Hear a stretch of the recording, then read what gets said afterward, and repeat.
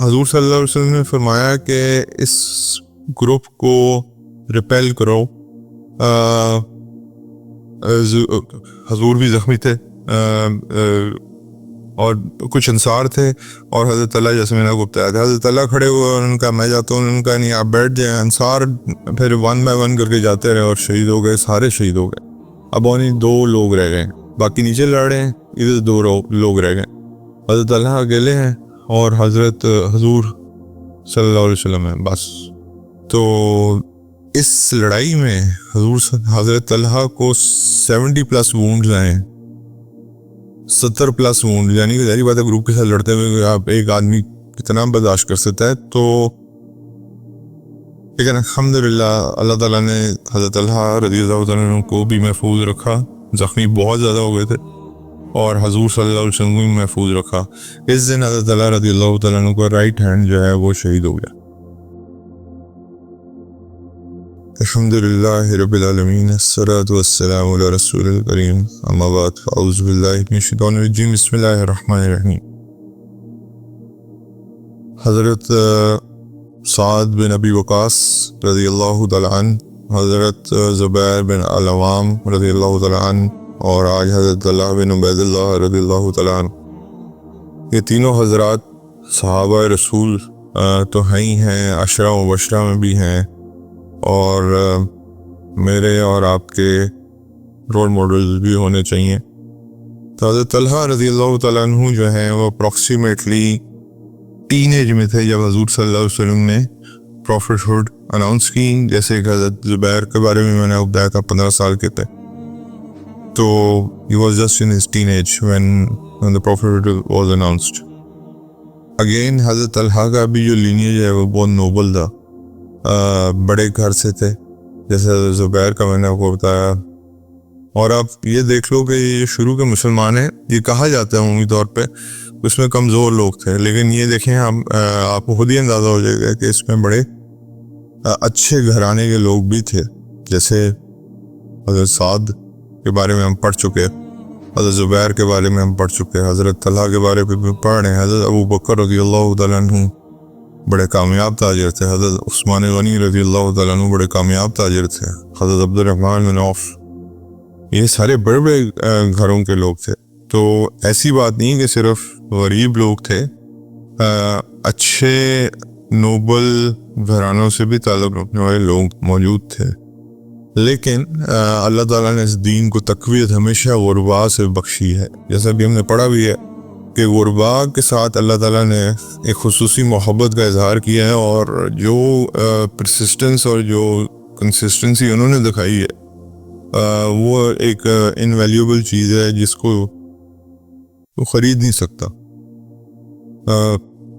اس کے بعد جی حضرت طلحہ اپنی ٹین ایج میں ہی بہت زبردست بزنس مین تھے, بہت زبردست ٹریڈر تھے. اللہ تعالیٰ نے دماغ بہت زبردست دیا ہوا تھا, اور یہ ویریس ایریاز آف عرب میں ٹریول کیا کرتے تھے. ایک دفعہ ان کا سفر ہوا شام کی طرف, بصرہ نہیں بصرہ, یعنی شام کے اندر ایک جگہ ہے جس کا نام ہے بصرہ. وہاں جب پہنچے تو وہاں پہ ایک کرسچین مونک نے کہا کہ ایک نبی کا آنے کا وقت ہے. پہلے تو اس نے یہ پوچھا کہ آپ میں سے مکہ میں جو حرم ہے اس میں سے کون ہے آیا ہے. مکہ کے تو لوگ جاتے تھے تجارت میں, لیکن جو حرم کے قریب رہتے ہیں لوگ ان میں سے کون ہے. تو حضرت طلحہ رضی اللہ تعالیٰ عنہ نے کہا کہ میں ہوں. تو انہوں نے کہا کہ ایک نبی کے آنے کا وقت ہے, تو بتائیے کہ کیا وہ آ گئے ہیں. انہوں نے نام جو حضور صلی اللہ علیہ وسلم کا لیا, یہ جو کرسچن مونک تھے وہ احمد لیا, اور کیونکہ بائبل کے اندر احمد ہی موجود ہے, اور قرآن میں بھی اللہ تعالیٰ نے حضور صلی اللہ علیہ وسلم کو احمد کے نام سے ہی پکارا ہے. اور احمد کس نے نام رکھا تھا؟ حضرت آمنہ نے. محمد کس نے رکھا تھا؟ حضرت ابو طالب نے, عبد المطلب نے. تو انہوں نے آگے حضرت اللہ نے پوچھا کہ ان کی ولدیت کیا ہے, تو انہوں نے کہا کہ عبداللہ, احمد بن عبداللہ. تو حضرت طلحہ یہ جب ولدیت سنی تو وہ شوق ہو گئے, اور پھر آگے انہوں نے مزید بتایا کہ یہ عبد المطلب کے خاندان سے. عبد المطلب کو سارے جانتے تھے, آپ کو پتہ سردار قریش تھے. حضرت اللہ رضی اللہ تعالیٰ عنہ جب واپس آئے ہیں تو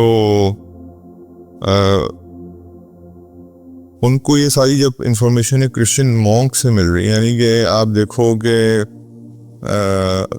وہ تیار تھے اس وقت، ان کو پتہ تھا کہ اس وقت ایک نبی نے آنا ہے، اور تو اس مونک نے حضرت طلحہ رضی اللہ تعالیٰ عنہ کو یہ ایڈوائز دی کہ آپ ان کے ہاتھ پہ بیعت کرنے پہ پیچھے نہ رہ جائیے گا باقیوں سے، کوشش کیجیے گا کہ آپ شروع کے لوگوں میں سے ہوں جن کے ہاتھ پہ بیعت کریں۔ تو حضرت اللہ کی بزنس 20 چل رہی تھی ابھی، اور ایک کیونکہ بزنس ٹرپ تھا تو حضرت اللہ نے اپنی بزنس ڈیل ساری کینسل کی وہیں پہ، جسٹ اے ٹین ایجر ہے، مطلب کہ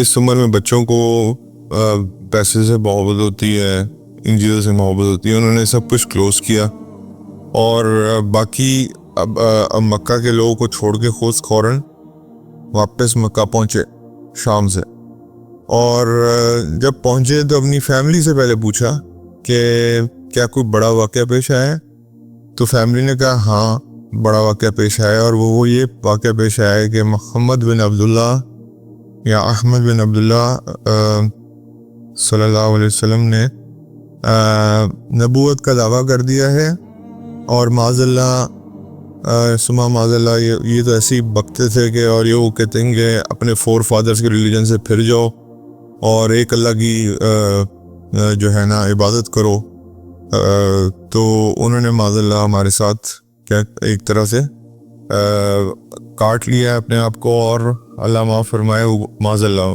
وہ گمراہ ہو گئے۔ یہ فرسٹ انفارمیشن تھی، وہ FIR جس کو کہتے ہیں نا، فرسٹ انفارمیشن رپورٹ جو تھی وہ یہ تھی فرام دا فیملی۔ اس کے بعد جو ہے حضرت طلحہ امیجیٹلی اس کے پاس گئے ہیں حضرت ابو بکر رضی اللہ تعالیٰ عنہ کے پاس، کیونکہ حضرت ابو بکر کے ساتھ ایک ٹریڈنگ کا ان کا وہ بھی تھا، اور حضرت ابو بکر کی وہ رسپیکٹ بھی بہت کرتے تھے، معاشرے میں بھی بڑی رسپیکٹ تھی، اور حضرت ابو بکر کو بارے میں ان کو پتہ تھا کہ حضرت سیدنا ابو بکر رضی اللہ تعالیٰ عنہ ایک بڑے سچے انسان ہیں، تو سیدنا ابو بکر رضی اللہ تعالیٰ عنہ کے پاس گئے، اور سیدنا ابو بکر رضی اللہ تعالیٰ عنہ کو یہ سارا واقعہ سنایا کہ میں شام جب گیا ٹریڈنگ پہ تو مجھے وہاں پہ ایک کرسچن پریسٹ یا مونک جو بھی آپ کہہ لیں ملا، اور اس نے یہ مجھے بات کہی بصرہ کے اندر کہ اس طرح کوئی نبی آنے والے ہیں، تو کیا آپ کے علم میں ایسی کوئی بات ہے؟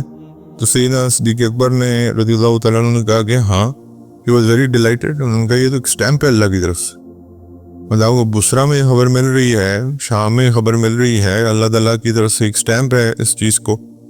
تو انہوں نے کہا آئے حضور صلی اللہ علیہ وسلم کو جا کے خوشخبری دیتے ہیں۔ حضرت طلحہ رضی اللہ تعالیٰ عنہ حضرت ابوبکر کے ساتھ حدیث تک پہنچے، حضور صلی اللہ علیہ وسلم نے اسٹریٹ فارورڈ دعوت دی حضرت طلحہ رضی اللہ تعالیٰ عنہ کو، اور کہا کہ بیٹا آپ ایمان لے آؤ ایک اللہ کے اوپر، اور صرف اس کی عبادت کرو، ان بتوں کی عبادت کو چھوڑ دو، اور یہ دین جو میں لے کے آیا ہوں اس میں عورت کے ساتھ زیادتی نہیں ہے، یتیموں کے ساتھ زیادتی نہیں ہے، بلکہ ان کے بہت سارے رائٹس بتائے گئے ہیں، اس کے بعد ایون جانوروں پہ رائٹس بتائے گئے ہیں۔ اس کے بعد حضرت طلحہ کو یہ باتیں ویسی، ایک تو حضور صلی اللہ علیہ وسلم کی سچائی ویسی مشہور تھی، اور حضرت طلحہ یہ فرمایا کرتے تھے، جو رومن ایمپرر نے بھی یہ بات کی تھی، اگر آپ کو یاد ہو حضرت ابو سفیان سے جب ان کا مکالمہ ہوا تھا، حضرت طلحہ رضی اللہ تعالیٰ عنہ نے یہ بات کی کہ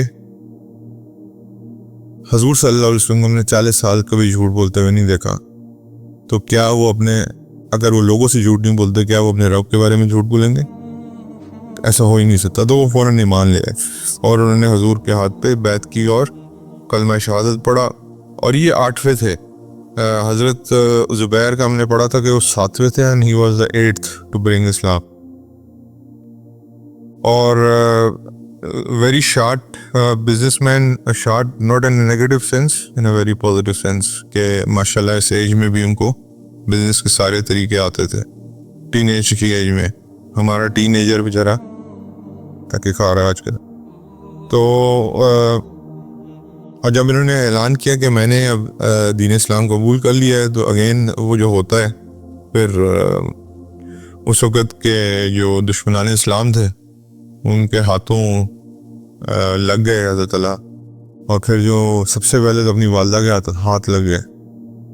کی والدہ کا نام تھا الصبا بنت حضرمی. اب صبا کے اندر یہ صبا لفظ نہیں ہے، یہ عین والا صبا ہے، ٹھیک ہے. اور اس کا مطلب عربی میں ہے ویری ڈیفیکلٹ، مشکل. یعنی کہ جس عورت کا نام ہی یہ ہو کہ مشکل ترین عورت، تو آپ اس سے اندازہ کر لیں. تو وہ حضور جب اس کو پتہ چلا کہ میرے بیٹے نے حضور صلی اللہ علیہ وسلم پہ ایمان لے ہیں، تو گالیاں دینا شروع کر دی معاذ اللہ. حضرت طلحہ رضی اللہ تعالیٰ عنہ کو برا بھلا کہنا شروع کر دیا، اور کچھ لوگ بلایا اور ان کا کہ حضرت طلحہ کو مارو. یعنی کہ والدہ یہ انسٹرکشن پاس کر رہی ہیں کہ اس کو مارو، یہ بگڑ گیا، اللہ معاف کرے. اس کے بعد اس میں بھی اس نوفل ابن خویلد جو میں نے وہ بتایا تھا، جو حضرت زبیر کا چچا تھا، اس کا بڑا ایک میجر رول تھا. اس نے حضرت طلحہ اور حضرت ابوبکر رضی اللہ تعالیٰ عنہ کو دونوں کو ٹائی کر کے آؤٹ سکرٹس آف مکہ پہ لے گئے، اور وہاں جو بدماش، آپ کو پتہ نہیں جو ہوتے ہیں بدماش آف دا ٹاؤن، ہمیشہ ٹاؤن کے باہر بیٹھے ہوتے ہیں، تو وہ جو ہیں ان کو کہا کہ ان کو پتھر مارو. تو دونوں حضرات نے پتھر کھائے، حضرت ابوبکر نے بھی اور حضرت طلحہ نے بھی. بندے ویسے ظاہری بات ہے کیا کر سکتے تھے اپنی حفاظت کے لیے، گالیاں بکی لوگوں نے ان کو معاذ اللہ. اس کے بعد جو ہے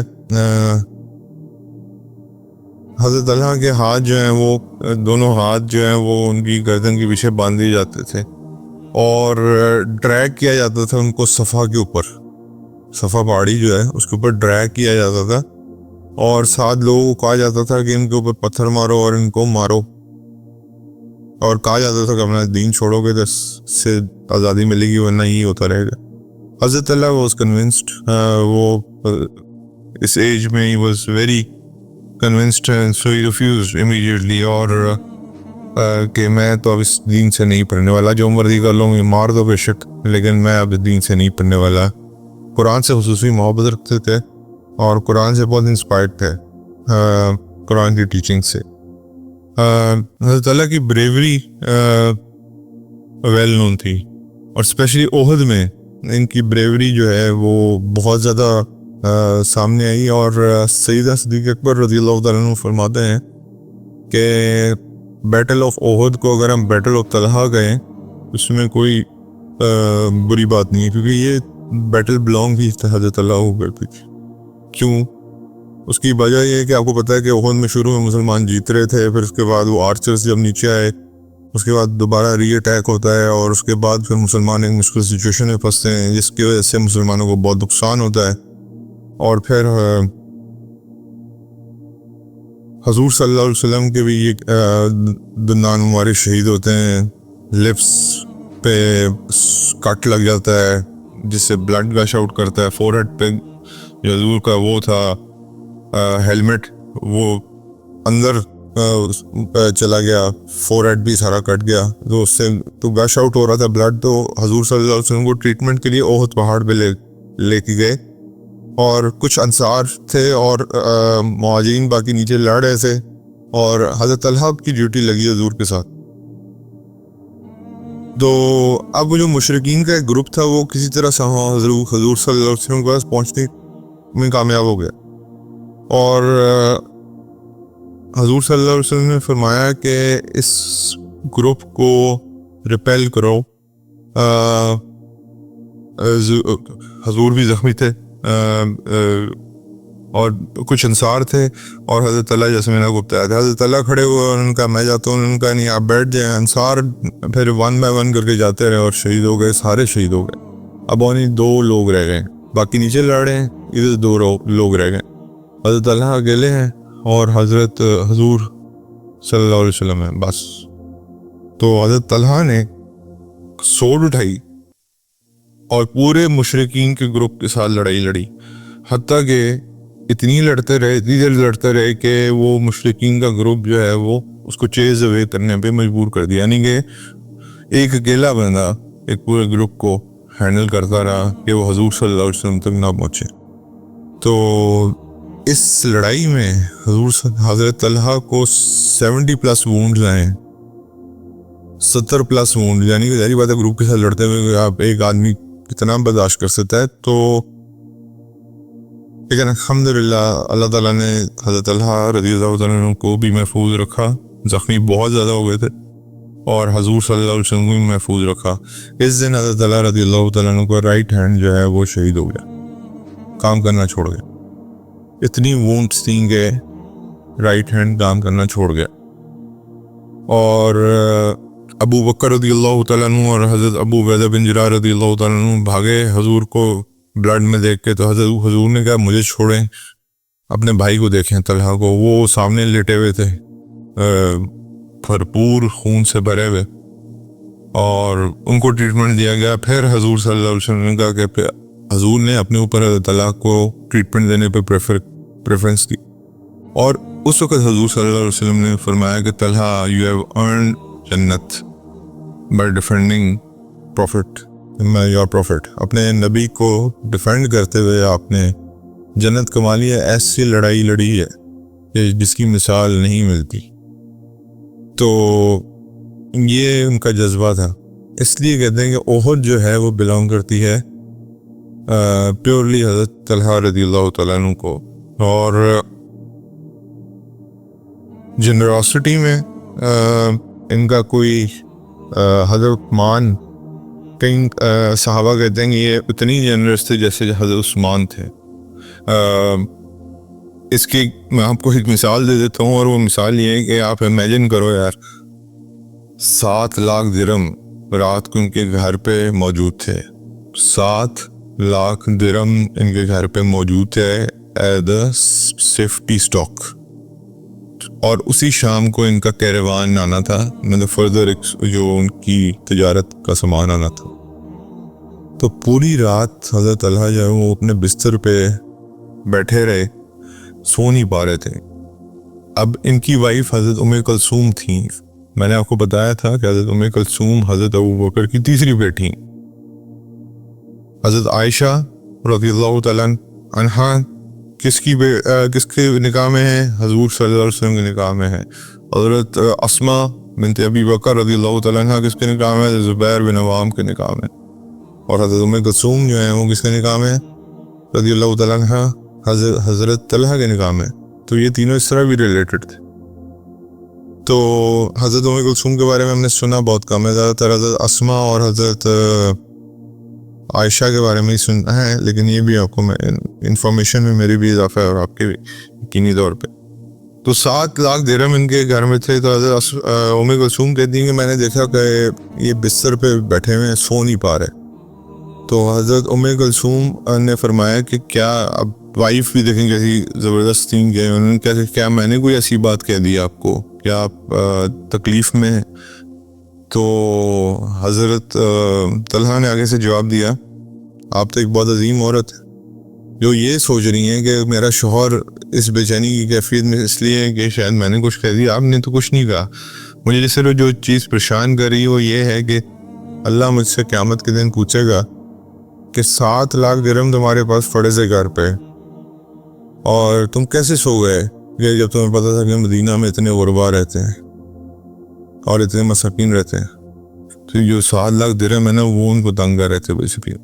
اور ہم کیا کرتے ہیں، ہم جتنا ہو اللہ معاف کرے اتنا کم لگتا ہے.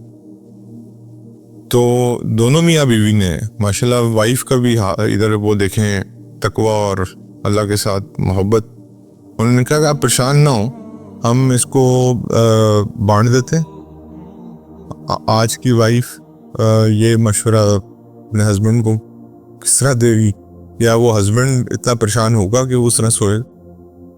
تو دونوں کی مطلب ایک زبردست مثال ہے. تو اگر رات پوری رات ان دونوں نے چھوٹے چھوٹے حصے بنائے ان 7 لاکھ درہم کے، اور صبح پھر آواز دی اہل مدینہ منورہ کو کہ جو لوگ بھی مساکین ہیں، غرباء ہیں، ان میں اس 7 لاکھ درہم پورا بانٹ دی. kept zero for himself. تو یہ ان کی جنراسٹی دیکھیں آپ، حضرت طلحہ بن عبید اللہ رضی اللہ عنہ. اس کے بعد ایک اور واقعہ ان کا ہے اور وہ کیا ہے کہ ایک بندہ ان کے پاس آیا اور اس نے آ کے ان کو کہا کہ طلحہ آپ کے بارے میں مشہور ہے کہ آپ اپنے ریلیٹیوز کا خاص خیال رکھتے ہیں، اپنے مطلب کہ پیسوں کے معاملے میں اور ان چیزوں میں، تو ان کو آپ تکلیف میں مطلب کہ کوئی ہو تو آپ ان کو تکلیف سے اللہ تعالیٰ کی مدد سے نکال لیتے ہیں، تو اپنے مال کے ذریعے. تو ان کا میں اس طرح آپ سے کنیکٹڈ ہوں، بڑا لمبا کنیکشن بتایا کہ فلانے کے فلانا رشتہ دار ہوں، میرا آپ سے اس طرح کوئی کنیکشن نہیں تھا. حضرت اللہ نے آگے سے اسمائل کر کے کہا کہ مجھے تو ویسے اس کنیکشن کا نہیں پتا، لیکن اگر آپ کہہ رہے تو ایسی بات ہوگی. انہوں نے کہا کہ میرے پاس ایک لینڈ ہے، پیس آف لینڈ ہے جو میں نے حضرت عثمان نے مجھ سے مانگا ہوا ہے، تو اس کی قیمت 3 لاکھ درہم ہے. اگر آپ وہ لینڈ لینا چاہتے ہیں وہ لینڈ لے لیں، ورنہ اگر آپ کہتے ہیں تو میں وہ لینڈ جا کے اس حضرت عثمان کو بیچاتا ہوں اور اس کے پیسے میں آپ کو دے دیتا ہوں. تو وہ جو بندہ تھا اس نے کہا کہ آپ ایسا کریں کہ آپ بیچ کے آ کے مجھے پیسے دے دیں. حضرت اللہ اسی وقت اٹھے، حضرت عثمان کے پاس گئے، وہ لینڈ بیچا، 3 لاکھ درہم لیے اور واپس آئے، اور وہ 3 لاکھ کے 3 لاکھ اس کو دے دیے. تو یہ ان امیجنیبل قسم کی سخاوت ہے. تو جیسے سیدنا عثمان کی تھی، سیدنا عبد الرحمن کی تھی، تو اسی طرح حضرت اللہ سے. تو بہت کھلا دل تھا ان کا، بہادر بھی تھے، سخی بھی تھے، اور یہ 2-3 مثالیں میں نے آپ کو دے کے سمجھا دی ہیں. انفارچونیٹلی ان کی شہادت بھی جنگ جمل میں، جیسے زبیر رضی اللہ تعالیٰ عنہ کی پڑھی تھی ہم نے. حضرت اللہ بھی اس فتنے، یہ جو فتنہ کھڑا ہوا تھا مسلمانوں کے درمیان میں، اس میں شہید ہوئے. حضرت طلحہ رضی اللہ تعالیٰ عنہ، حضرت زبیر رضی اللہ تعالیٰ عنہ، حضرت عائشہ رضی اللہ تعالیٰ عنہ، یہ تینوں حضرات اور لشکر ان کے ساتھ جو تھا وہ عراق بصرہ میں ایک جگہ پہنچا حضرت علی کے ساتھ رضی اللہ تعالیٰ عنہ کے ساتھ میٹنگ کے لیے.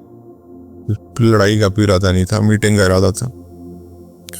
اور اگین بات ہوئی تھی کہ قصاص عثمان رضی اللہ تعالیٰ عنہ پہ بات چلنی تھی، ڈائلاگ تھا ایک. تو there was no intention to kill anyone. دونوں مسلمان گروپس سے اور دونوں کا کوئی ارادہ نہیں تھا ایک دوسرے کو. جب حضرت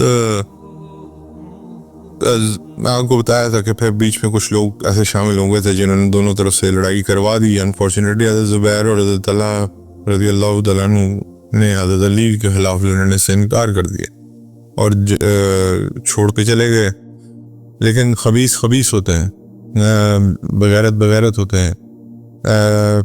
ان کو ایک سپیر مارا گیا پیچھے سے جو ان کو لگا اور وہ شہید ہو گئے.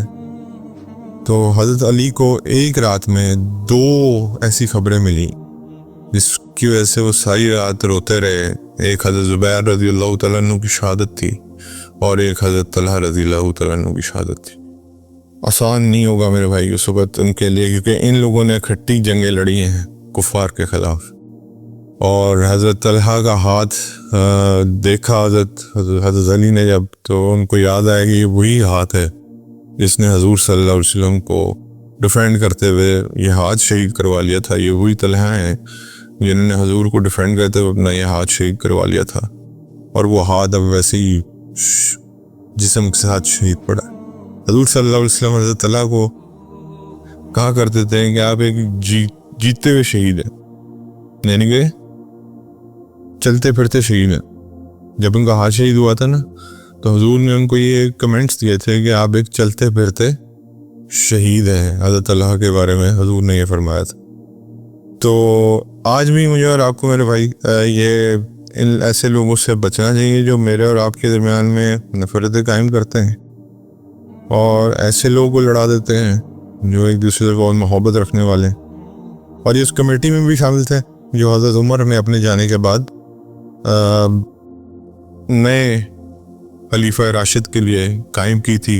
اس میں 6 لوگ تھے، حضرت علی رضی اللہ تعالیٰ عنہ، حضرت عثمان رضی اللہ تعالیٰ عنہ، حضرت طلحہ رضی اللہ تعالیٰ عنہ، حضرت زبیر رضی اللہ تعالیٰ عنہ، حضرت ابو عبیدہ بن جراح رضی اللہ تعالیٰ عنہ، اور حضرت سعد بن ابی وقاص رضی اللہ تعالیٰ عنہ. یہ 6 لوگ تھے جن کے اندر سے حضرت عمر نے کہا تھا کہ آپ آپس میں مشاورت کر کے مسلمانوں کی چوائس دیکھ کے ان سے کسی کو بھی چن لیں گے تو سارے ایکولی کیپیبل ہیں. تو سیدنا عثمان کا انتخاب ہوا تھا. اس کے بعد حضرت اللہ کی زندگی سے دو پہلو اجاگر ہوتے ہیں، ایک ان کی بہادری اور ایک ان کی سخاوت. اللہ تعالیٰ ہمیں ان دونوں نصیب فرمائے.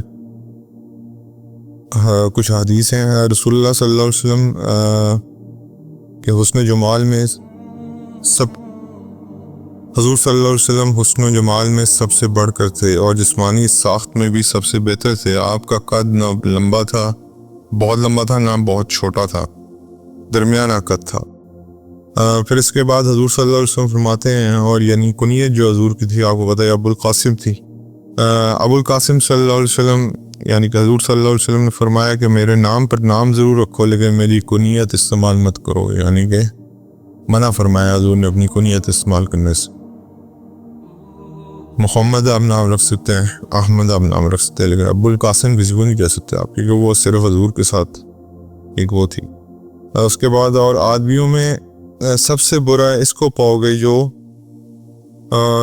دوغلا ہے.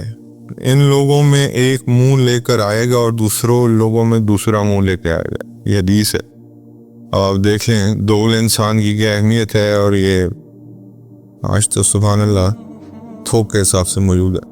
رسول اللہ صلی اللہ علیہ وسلم فرمایا انسان کے بدن کے 360 جوڑ ہیں، ہر جوڑ پر اس کا دن کا صدقہ واجب ہے. اس میں سورج طلوع ہوتا ہے اور لوگوں کے درمیان انصاف کرنا بھی ایک صدقہ ہے. اس کے بارے میں ہم پڑھ چکے ہیں کہ اگر ہم نماز پڑھ لیں تو انشاءاللہ 2 نفل نماز جو ہے فجر کے بعد تو اللہ تعالیٰ پورے 360 جوڑوں کا صدقہ نکال دیتے ہیں. اور انہوں نے نبی کریم صلی اللہ علیہ وسلم کو یہ فرماتے سنا تھا کہ جھوٹا وہ نہیں ہے جو لوگوں میں باہم صلح کرانے کی کوشش کرے اور اس کے لیے کسی اچھی بات کی چغلی کھائے یا اس سلسلے میں اور کوئی اچھی بات کہہ دے. یعنی کہ 2 لوگوں میں صلح کرانے کے لیے اگر کوئی بات وہ ایکسٹرا کر بھی دیتا ہے تو وہ جھوٹا نہیں ہے. تو صرف جھوٹ کے اندر اگر کوئی وہ بنتا ہے یہ ہے کہ 2 لوگوں میں صلح کرا دی جائے تو اس کے اندر تھوڑی سی گنجائش موجود ہے. حضور صلی اللہ علیہ وسلم نے فرمایا قیامت اس وقت تک قائم نہیں ہوگی جب تک 2 جماعتیں مسلمانوں کی آپس میں جنگ نہ کر لیں اور دونوں کا دعویٰ یہ ہوگا کہ وہ حق پہ ہیں. میں نے آپ کو بتایا تھا صفین اور جمل قیامت کی نشانیوں میں سے ایک نشانی. نمازوں میں ایک ایسی ہے جس سے چھوٹ جائے گویا اس کا گھر بار سب برباد ہو گیا، اور وہ نماز عصر ہے. یعنی کہ جس نے نماز عصر چھوڑ دی اس کا گھر برباد، سب کچھ تباہ و برباد. اور قرآن میں بھی آتا ہے کہ اپنی درمیانی نماز کی حفاظت کرو. تو درمیانی نماز اگر آپ چھوڑ دیں، دیکھیں فجر اور ظہر ادھر چھوڑ دیں اور پیچھے مغرب اور عشاء چھوڑ دیں تو عصر بنتی ہے. اس لیے عصر کی خصوصی فضیلت ہے. اور تم پر ایک ایسا دور بھی آنے والا ہے کہ تم میں سے کوئی اپنے سارے گھر بار اور مال و دولت سے بڑھ کر مجھ کو دیکھ لینا زیادہ پسند کرے گا. یعنی کہ حضور کی زیارت کو پریفر کرے گا اس مال اور دولت کے اوپر. نبی کریم صلی اللہ علیہ وسلم اس قدر ٹھہر ٹھہر کر باتیں کرتے تھے کہ اگر کوئی شخص آپ صلی اللہ علیہ وسلم کے الفاظ گننا چاہتا گن سکتا. اتنے آرام سے بات کرتے تھے. رسول اللہ صلی اللہ علیہ وسلم پردہ نشین کنواری لڑکیوں سے بھی زیادہ شرمیلے تھے. اور حضور صلی اللہ علیہ وسلم کی شرم و حیا آپ کو پتہ ہی ہے، اور کسی کو اس طرح ڈائریکٹ دیکھنے کے بجائے نہ کنکھیوں سے دیکھا کرتے تھے. تو چہرہ انور نیچے ہوتا تھا اور آنکھوں سے بس یوں سائڈ سے تھوڑا سا دیکھا کرتے تھے. تو حیا کے تو پہاڑ تھے.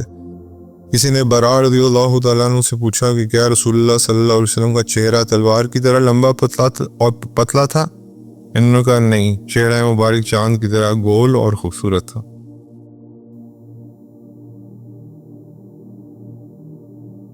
کے بعد رسول اللہ صلی اللہ علیہ وسلم نے فرمایا ان تصویروں کو بنانے والوں پر قیامت کے دن عذاب ہوگا، اور ان سے کہا جائے گا کہ تم نے جو بنایا ہے اسے زندہ کر کے دکھاؤ. یہ تصویر جو ہے، جو یہ اسکیچنگ ہے کسی جاندار کی، یہ نہیں کرنی چاہیے. اس کے کئی علماء تو کہتے ہیں کہ شرک کے بعد سب سے بڑا گناہ یہ ہے.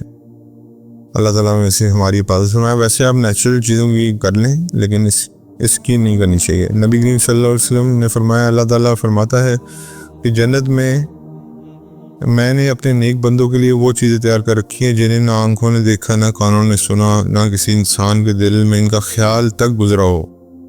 یعنی کہ آپ کے دل میں اگر جنت کا کوئی بھی خیال گزرا تو وہ نہیں ہوگا، وہ اس سے اوپر ہی ہوگا کچھ.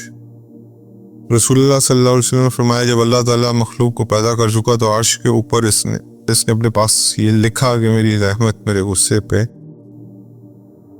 بڑی ہوئی ہے. نبی کریم صلی اللہ علیہ وسلم جب قسم اٹھاتے تھے تو ان کے الفاظ یہ ہوتے تھے، قسم ہے اس ذات کی جو دلوں کو پھیرنے والا ہے. یہ اللہ کی ایک صفت ہے. ہم عمر رضی اللہ تعالیٰ عنہ کے پاس تھے تو آپ نے فرمایا کہ ہمیں تکلف اختیار کرنے سے منع کیا گیا. میں نے بتایا تھا بدترین مہمان وہ ہے جو یہ ایکسپیکٹ کرے کہ اگلا تکلف کرے گا، اور بدترین میزبان وہ ہے جو یہ کہے کہ میں زیادہ سے زیادہ تکلف کروں. اللہ تعالیٰ نے تمہیں اسلام اور محمد صلی اللہ علیہ وسلم کے ذریعے غنی کر دیا ہے اور بلند درجہ عطا کر دیا ہے. اللہ کے رسول صلی اللہ علیہ وسلم نے فرمایا، گھوڑے کے پیشانی کے ساتھ خیر و برکت قیامت تک کے لیے باندھ دی گئی ہے. یعنی کہ گھوڑا آپ کو زیادہ تر سواری میں اور پھر جہاد میں کام آتا ہے، اس لیے اللہ نے اس کے ساتھ خیر و برکت ہمیشہ کے لیے باندھ دی ہے. اللہ تعالیٰ ہمیں حضرت طلحہ کی زندگی سے سیکھنے کی توفیق عطا فرمائے، اور انشاءاللہ اللہ نے چاہا تو حضرت ابو عبیدہ بن جراح رضی اللہ تعالیٰ عنہ کے بارے میں اگلی دفعہ پڑھیں گے. اور کوشش ہوگی کہ 10 جو ہمارے اشراء و اشرائن کو تو ہم کمپلیٹ کریں، تو اللہ تعالیٰ توفیق دے پورا کرنے کی. جزاکم اللہ خیر.